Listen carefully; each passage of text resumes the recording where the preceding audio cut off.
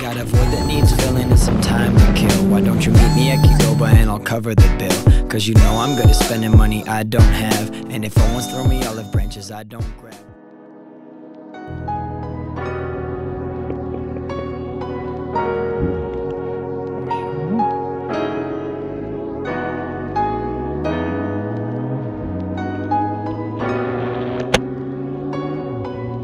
Pozdrav ljudi, ja sam Fic i dobrodošli na moj YouTube kanal. Ovo je 5. epizoda koju snimamo. Nešto nam je zakladilo vani, malo je onako i naoblačilo se. Jučer je padala kiša, prekjučer je padala kiša.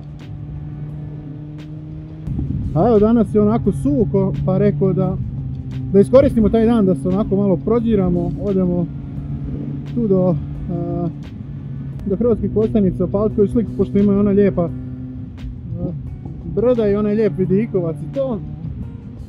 I usput da propričamo o temi koja će možda neke od vas zanimati, a to je vožnja motora po kiši. Evo, to nam je aktualna tema, pošto nam pada već 3 dana, pa ćemo ispričati, mislim, ovo je neko moje mišljenje, nije da imam nešto puno iskustva po vožnji kišom, par puta me uhvatilo, ali ono ništa strašno. Pa ćemo vam ispričati šta možete očekivati kad ste na motoru uhvatio s kiša, kako se možda pripremiti za takve stvari. Pa ovako, znači, evo situacija, vozite se na more, nemam pojma, vozite se na more na neku destinaciju, putujete jednostavno s posla na posao i gledali ste prognozu, vidjeli ste da javljaju kišu, možda bude, možda ne bude, ali niste sigurni. Ali ono, postoji vjerovatnost da vas uhvati. Prvo, kako ćete se pripremiti na to? Pa pripremit ćete jednostavno, malo ćete bolje obući, pokušat ćete navući na sebe jaknu Gore-Tex ako imate, recimo ko ova moja. Nije nešto nova, korištena je, stara je, ali ne pušta ni vodu, ne pušta ni nešto zrak puno, tako da je ono, idealno za ovakva vremena. Inače ju ne nosim toliko često, ali kad je hladnije, kad postoji mogućnost ovako da će past kiša, obučem na sebe, ono, nije mi teško, ispod toga duksu i to. Dole hlače, ja svoj Gore-Tex ne nosim dole danas, ali ako idete na put ili nešto i mogla bi past kiša, mislim da pada. Ako idete na put i očekujete da bi mogla past kiša, obučite i dole Gore-Tex, rukavice, kaciga, normalno, što je još važno, potkapa. Ponesite si potkapu, ako imate i rezervnu potkapu, ako imate 3 potkape, ponesite 3 potkape. Baš je Slavko u svom zadnjem videu, ili predzadnjem, gdje je pričao o opremi za putovanje, baš je pričao, to je spomenuo je koliko je potkapa važna, pa evo i potkapu ako imate, navucite i ponesite još jednu ekstra, zlu ne trebalo. A sad, prednosti i mane kod vožnje motora po kiši, pa prednosti nema, mislim, uvijek je ljepše voziti ovako kad je suho, lijepo, toplo i sunčano, ali dešavat će se situacije kada će vas uhvatiti uistinu kiša. A kako možete recimo minimalizirati mogućnost da padnete? Mogućnost je velika, da vam odmah kažem, potpuno je drukčije voziti po suhom i po kiši. Ali kako minimalizirati te šanse da padnete? Pa prije svega morate naučiti throttle control. Throttle control vam je kontrola gasa, recimo najjednostavnije moguće. Kontrola gasa. Sad zašto je to važno? Pa morate imati osjećaj, morate se povezati s gasom, morate imati osjećaj, morate naučiti svoj motor.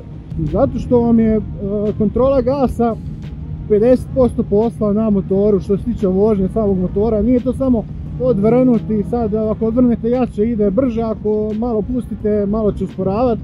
Nije to tako, ima dosta tu faktora, pogotovo recimo kod zavoja. Kod zavoja vam je throttle control ono sve. Dakle, kad ulazite u zavoj morate ući u zavoj, ne smijete u pol zavoja puštati gas, ne do Bože. To vam onako, kad pustite gas u pola gasa, pogledajte si Twist of the Wrist film, mislim ono, svako ko vozi motore vjerovatno je to pogledao, ako nije, možda bi trebao. Dakle, vi kad ulazite u zavoj i držite sad određenog gasa, vama je cijela sila motora na zadnjem kotaču.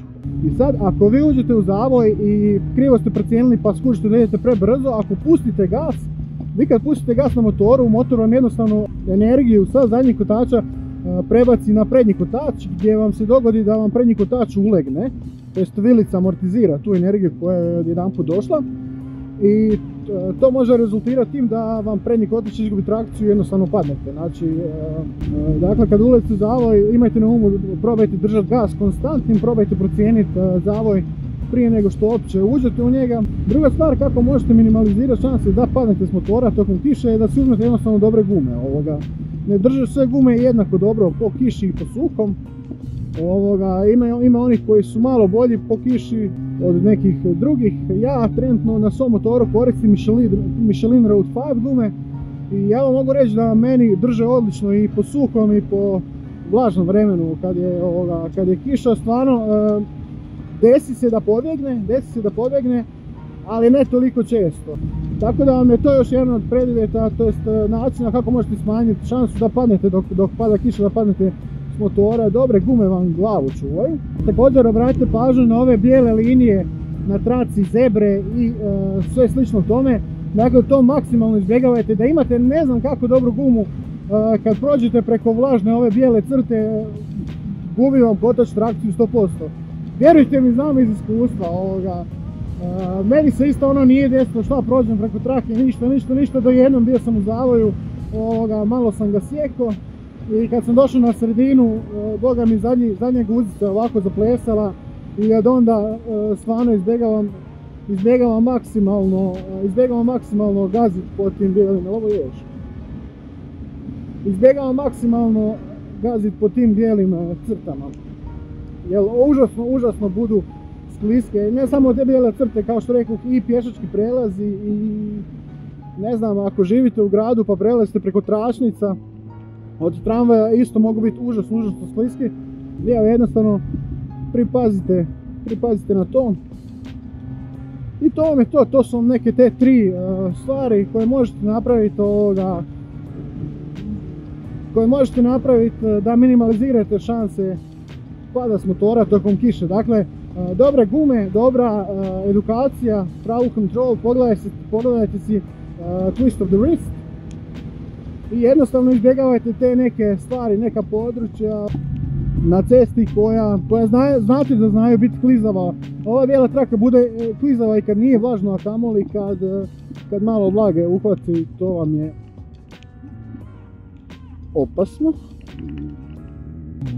I naravno, što se tiče opreme, probajte se obući što bolje, nemojte kišnuti, jer kad pokisnete, ovaj vjetar to je brzinom kojom idete, vjetar kako puše može vas nakladiti. Zanimljiva činjenica, ako se vozite na motoru i vani je, ako se ne varam kako je bilo, 5 stupnjeva, vašem tijelu je osjećaj kao da vam je minus 15, tako da računajte da će vam biti malo hladnije, pogotovo ako prokisnete i ako se smočite od ispod, to zna biti grdo, zato bolje se dobro obucite i to vam je to. Sad ćemo do mjesta pa ćemo paliti koju slikicu pa ćemo baciti to tu. Te sve slike možete gledati i na Instagramu na kojem možete zapratiti Fitz Moto. Tamo ćemo izbacivati nešto češće nego na YouTubeu. Na YouTubeu smo trenutno jedanput tjedno. Na Instagramu možemo biti svaki dan, još to nije u tolikoj mjeri jer nas nema toliko puno, ali što nas više bude to ćemo više izbacivati. Časna pionirska.